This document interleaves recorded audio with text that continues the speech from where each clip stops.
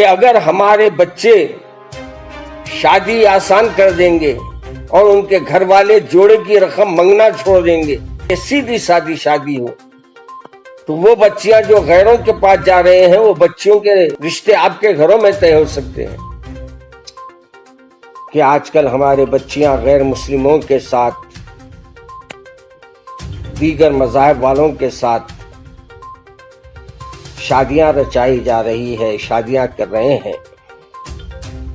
उलमा इसमें क्या कर रहे हैं? आज हमारे केसेस पुलिस स्टेशनों में हल हो रहे हैं, कर उनको शरई अंदाज में मिलाने की कोशिश करना चाहते हैं, तो बजाय इसके कि उसमें हमारा वो साथ दे, वो हमारे पे भी केस बुक कर देते हैं। और बुक करने वाला केस कोई गैर मुस्लिम वकील नहीं होता, बल्कि आपके और हमारे दरमियान रहने वाले साहब, जो इस्लाम के नाम तो मुसलमान का है, लेकिन मुसलमान होने के बावजूद वो ये कोशिश करते हैं कि इनको अदालत में लाकर ये काम उन्होंने किस बुनियाद पे कर रहे हैं, किस वजह से कर रहे हैं,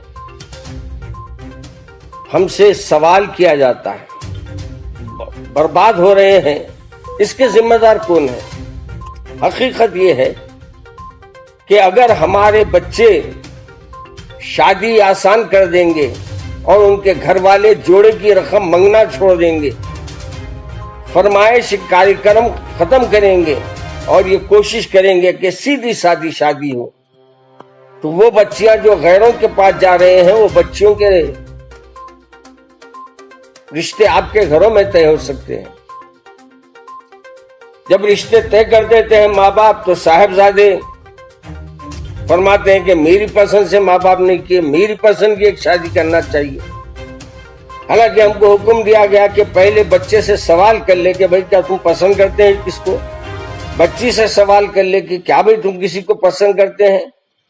अगर वो पसंद करते हैं तो उनकी मर्जी के मुताबिक कर दीजिए।